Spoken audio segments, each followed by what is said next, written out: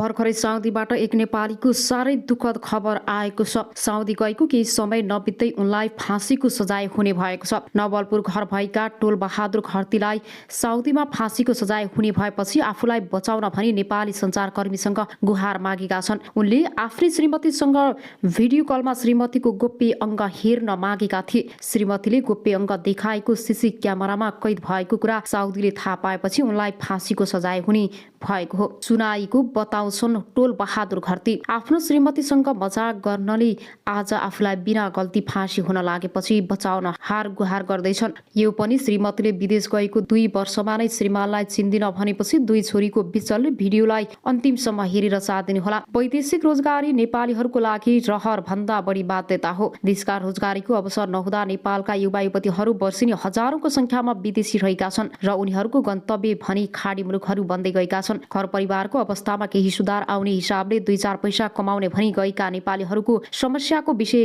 किन बन्दैछ? पछिल्लो समय वैदेशिक रोजगारी, श्रीमान विदेश जाँदा श्रीमती अर्कै भाग्ने र कहिले श्रीमती घरमै छँदा श्रीमान अर्कै महिलासँग लागेर गायब हुने कुरा त सामान्य विषय नै बन्दै आएका छन्। पछिल्लो समय त आजको घटना पनि यही विषयमा मेल खाने प्रकृतिको रहेको छ।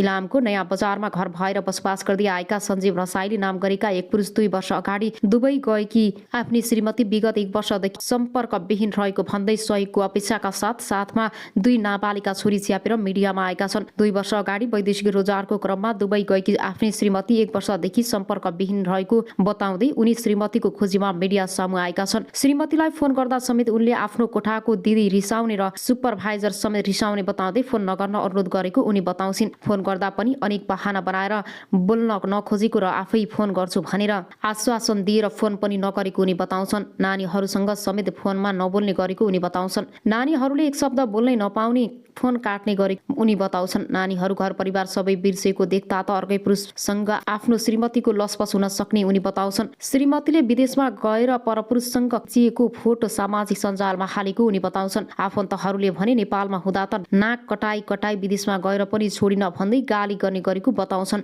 उनी अहिले त सञ्जीव को हो चिन्दिन समेत भन्ने गरेको उनी बताउँछन्। अब आउनुस् अर्को समाचारतर्फ लागौं। वडा अध्यक्षको छोरा जसले अर्थमन्त्रीकी धर्मपुत्रीलाई बनाए गर्भवती। रुकुम पश्चिमको बालगृहमा राखिएको 12 वर्षीय एक बालिका वडा अध्यक्ष तथा बालगृह सञ्चालको छोराद्वारा निरन्तर करडी भइरहेकी छन्। छोराद्वारा पटक पटक करडीको भएकी ती बालिका वडा अध्यक्ष र सञ्चालिकाको समेत समस्या परेको आरोप लगाएको छ। वर्तमान सरकारका अर्थमन्त्री जनार्दन शर्माले 3 वर्ष पहिले अभिभावकत्व तथा संरक्षण दिएर जिल्लाको 8 बिस्कोट नगरपालिका सञ्चालित सिक्ने हिमाल बालगृहमा भर्ना गरिएकी ती बालिका 2 वर्ष यता निरन्तर करडीको शिकार भएको सूचना प्राप्त भएको छ। कोरोनाको पहिलो चरणको बेला भएको लकडाउनदेखि दोस्रो भेरिएन्टको कारण भएको लकडाउनको असुविधा अवधिमा आफूलाई बालगृह सञ्चालिका सुनिता चनारा तथा 8 बिस्कोट नगरपालिका वडा नम्बर 10 का वडा अध्यक्ष गङ्गाराम चनाराका कान्छो छोरा रवि भनिने कुष्माकर चनाराले पटक पटक करडी गरेको पीडित बालिकाले जनाएकी छन्। बालिकाका अनुसार 2077 साल चैतको अन्तिममा लकडाउनको बहानामा सञ्चालिका सुनिताले आफूहरूलाई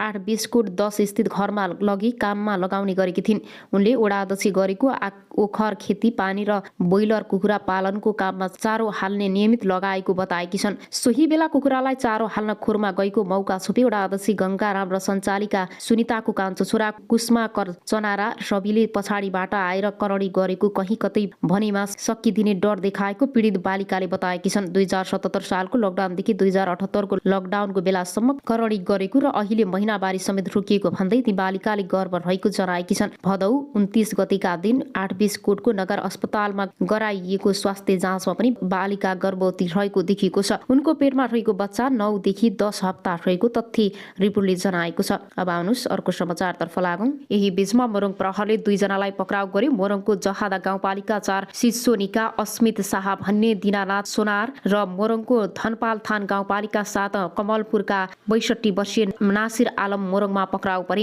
परेका उनीहरूले भने अपराध स्वीकार गरिसकेका थिए, तर यो सबै अनिलको योजना अनुसार भएको बताए। यति मात्रै होइन, यो घटनामा कसको संलग्नता रहेको भन्ने पनि खुलाइदिए। ती सबैलाई उनीहरूले चिनेका थिएनन्। उनीहरूलाई काम लगाउने अनिलले भने महाशाखासँग संलग्नता अस्वीकार गरिरहेका थिए। त्यसपछि सबै अभियुक्तलाई एकै ठाउँमा राखेर सोधपुछ गर्न बिहिबार बिहान अनिललाई पनि मोरङ लगियो। मोरङमा आफैले पैसा दिएर हत्यामा प्रयोग परेका व्यक्तिहरू देखा परेपछि उनीहरूले ठाकछोप गर्न सकेनन्। उनले मोरङमा राजेन्द्र कुमार श्रेष्ठ र शम्भु कुमार चौधरीको हत्या गरेको स्वीकार गरे। हराइरोइका भनिएका अर्का व्यवसायी मोहन लिम्बुको पनि हत्या गरिसकेको बताए। मोहनको हत्या ललितपुरमै भएको रहेछ। गोदावरी नगरपालिका 12 थिचोमा अनिलले भाडामा लिएको घरको कम्पाउन्ड भित्री गाडीको शव देखाइदिए। त्यसैको आधारमा मोरङ प्रहरीको टोली र अपराध महाशाखाको टोली घटनास्थल पुग्यो र शव उत्खनन गर्यो।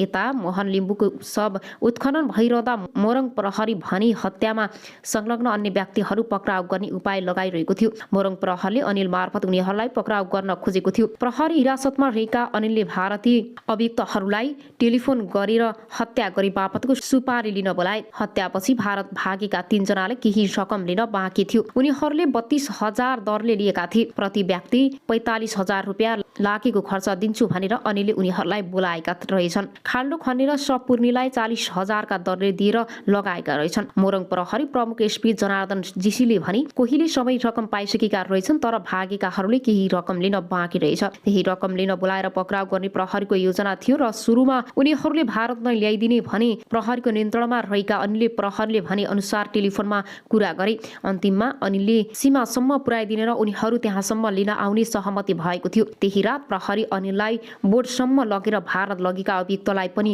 पक्राउ गर्ने योजना बनेको थियो। तर ललितपुरमा शव उत्खनन गर्दै गर्दा हत्यामा संलग्न 3 जना पक्राउ परिसकेको सूचना सार्वजनिक भयो। पैसा लिन बोर्डसम्म आउन सहमत भइसकेका अभियुक्तहरूलाई त्यसपछि भने सम्पर्कविहीन भए। पञ्चामा पर्न लागेका अभियुक्तहरू कुल्चिएपछि प्रहरीले अर्को तरिका प्रयोग गर्न थाल्यो। मोबाइल अफ गरेर सम्पर्कविहीन भएकाहरूले भोलिपल्ट फेरि मोबाइल चलाउन थाले। प्रहरीले दोस्रो प्रयास सुरु गर्यो। उनीहरूको नजिकैलाई प्रयोग गरेर पक्राउ गर्ने प्रहरीको योजना थियो। अनिलले बाँकी रकम दिइसकेको र त्यो रकम दिनु भनेकाले आफूले ल्याइदिएको बताउँदै आफन्तलाई प्रहरीले प्रयोग गर्यो।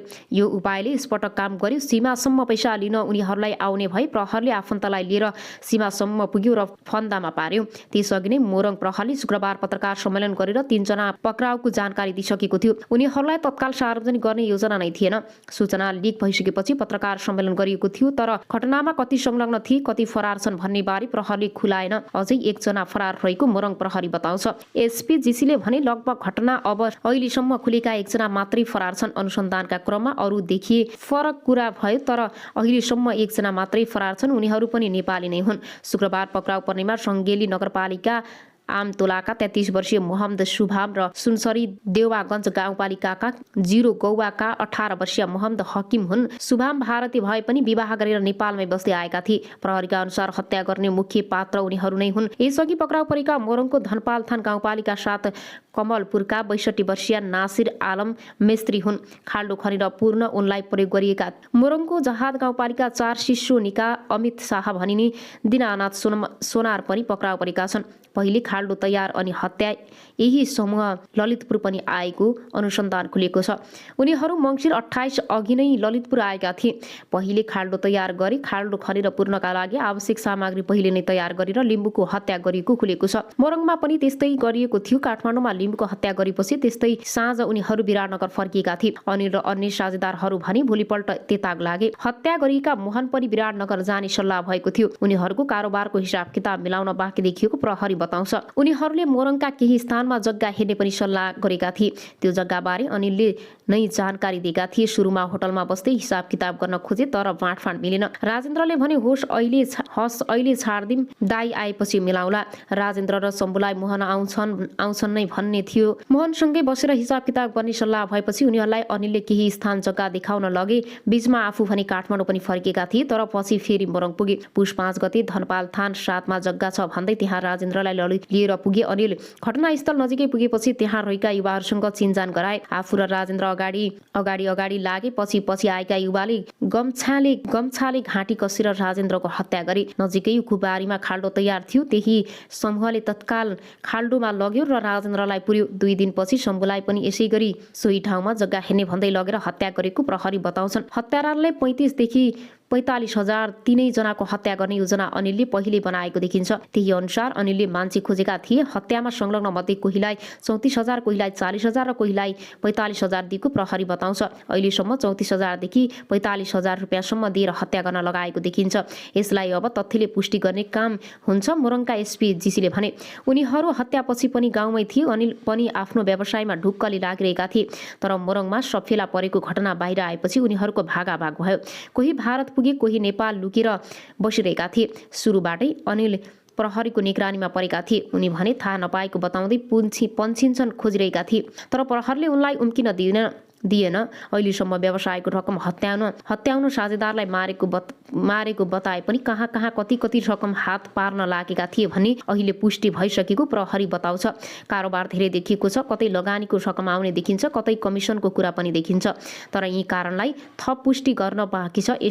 एसपीजीसीले भने अनिलले थरीको बयान दिइरहेकाले प्रमाणले पुष्टि गर्नतर्फ लागेको प्रहरी बताउँछन्। अब आउनुहोस् अर्को समाचारतर्फ लागौँ। प्रतिबद्धता जनाएका छन्। फातिमा सेप्टेम्बर दोस्रो साता एमसीसी परियोजनाको अवस्थाका बारेमा छलफल गर्न नेपाल आएकी थिइन्। बोर्ड उपाध्यक्ष फातिमा सुमारसँग हामीले विस्तृत रूपमा सम्झौताका बारेमा छलफल गरेका छौँ र संसदबाट अनुमोदन गर्ने प्रतिबद्धता समेत जनाएका छौँ। देवबार प्रचण्डले लेखेका छन्, नेपाल सरकार एमसीसी सम्झौताका पक्षमा रहेको र नेपालको आर्थिक विकासमा यसको कार्यान्वयन गर्न प्रतिबद्धता रहेको हामी विश्वास दिलाउन चाहन्छौँ। संसदबाट एमसीसी अनुमोदनका लागि आवश्यक वातावरण बनाउन 4-5 महिना चाहिने दुई नेताले पत्रमा लेखेका छन्। उक्त समयमा उनीहरूले त्यसका लागि 6वटा काम गर्ने प्रतिबद्धता जनाएका छन्। एमसीसीले पठाएको स्पष्टीकरणका बारेमा गठबन्धनमा आबद्ध दलहरूभित्र व्यापक छलफल गर्ने र यथार्थ बुझाउने प्रधानमन्त्री देउबा र माओवादी केन्द्रका अध्यक्ष प्रचण्डले बताएका छन्। एमसीसीका बारेमा रहेका भ्रम र आशंका हटाउन सरकारले सार्वजनिक बहसका कार्यक्रममा गर्ने साथै एमसीसी अनुमोदनका पक्षमा धारणा राख्न सत्ता गठबन्धनमा आबद्ध दलहरूले संयुक्त पत्रकार सम्मेलन गर्ने प्रतिबद्धता प्रधानमन्त्री देउबा र माओवादी केन्द्रका अध्यक्ष प्रचण्डले गरेका छन्। सरकारी सञ्चार माध्यम मार्फत एमसीसीका बारेमा वास्तविक सूचनाहरू सम्प्रेषण गर्न एमसीसी नेपाललाई प्राविधिक र सञ्चारका कामहरू सम्पन्न गर्न प्रोत्साहित गर्ने, जसले गर्दा एमसीसी कार्यान्वयन गर्न सहज होस्। पत्रमा भनिएको छ र एमसीसी सम्झौता संसदबाट अनुमोदन गर्न सभामुखलाई छिटो टेबल गर्न संयुक्त रूपमा आग्रह गर्ने। प्रधानमन्त्री देउबा र प्रचण्डले दुई देशबीचको लामो मित्रता र सहयोगी सम्बन्धले एमसीसी परियोजना अनुमोदनका लागि थप समय उपलब्ध हुने विश्वास गरेका थिए। एमसीसी संसदबाट अनुमोदन गराउन केही समय आवश्यक हुने हाम्रो आग्रहलाई एमसीसी बोर्डले स्वीकार गर्ने विश्वास लिएका छौँ। पत्रको अन्तिममा भनेको छ, प्रधानमन्त्री देउबा र प्रचण्डले एमसीसी संसदबाट अनुमोदन गराउन मागेको 5 महिनाको समय खर्किन लागेको छ, तर प्रतिबद्धता अनुसार एमसीसी सम्झौता संसदबाट पारित हुनेमा भनी आशंका छ। एमसीसीलाई लिएर सत्ता गठबन्धनमा रहेका दलहरूबीच नै तीव्र मतभेद छ। नेपाल सरकार र अमेरिका बीच 14 सेप्टेम्बर 2017 अर्थात् 2047 साल भदौ 29 गते एमसीसी कम्प्याक्ट सम्झौतामा हस्ताक्षर भएको थियो। देउबा नेतृत्वको सरकारका अर्थमन्त्री ज्ञानेन्द्र बहादुर कार्कीले सम्झौतामा हस्ताक्षर गरेका थिए। विद्युत प्रसारण लाइन निर्माण र सडक पूर्वाधारमा एमसीसी सहयोग आउने सम्झौता भए पनि अझै कार्यान्वयन हुन सकेको छैन। एमसीसी अन्तर्गतका आयोजनामा अमेरिकी सरकारले 500 मिलियन अमेरिकी डलर करिब 60 अर्ब रुपियाँ र नेपाल सरकारले 130 मिलियन अमेरिकी डलर लगानी गर्ने सम्झौतामा उल्लेख छ। परियोजना अन्तर्गत काठमाडौँको लप्सी फेदीदेखि नुवाकोटको रातो माटो हुँदै 400 केभीको एउटा प्रसारण लाइन तनहुँको दमौली र त्यसबाट रूपन्देहीको बुटवलसम्म पुग्नेछ। सोही प्रसारण लाइनलाई भारतको गोरखपुरसम्म पुर्याउने तथा लक्ष्य आयोजना छ। त्यस्तै अर्को प्रसारण लाइन नुवाकोटको रातमाटेबाट मकवानपुरको हेटौँडा हुँदै ढल्केबर दुहबी प्रसारण लाइनसँग जोडिने सम्झौतामा उल्लेख छ। साथै एमसीसी सम्झौता अनुसार प्रसारण लाइनसँगै विभिन्न 5 सडक खण्डमा उच्च स्तरको मर्मत सम्भारको काम हुनेछ। 5 वर्षमा सम्पन्न भइसक्नु पर्ने परियोजना 5 वर्ष बित्दै लाग्दा पनि अलपत्र अवस्थामा छ। एमसीसी परियोजना संसदबाट अनुमोदन भएपछि मात्रै कार्यान्वयनमा जानेछ। गिरीका अनुसार दुर्घटनामा परि बेहुला 25 वर्षीय दान बहादुर खड्का बेहुली, 19 वर्षीय सीमा जीसी र 21 वर्षीय हरिउडा मगर, 27 वर्षीय नरेश खड्का र 25 वर्षीय सावित्रा जीसी घाइते भएका छन्।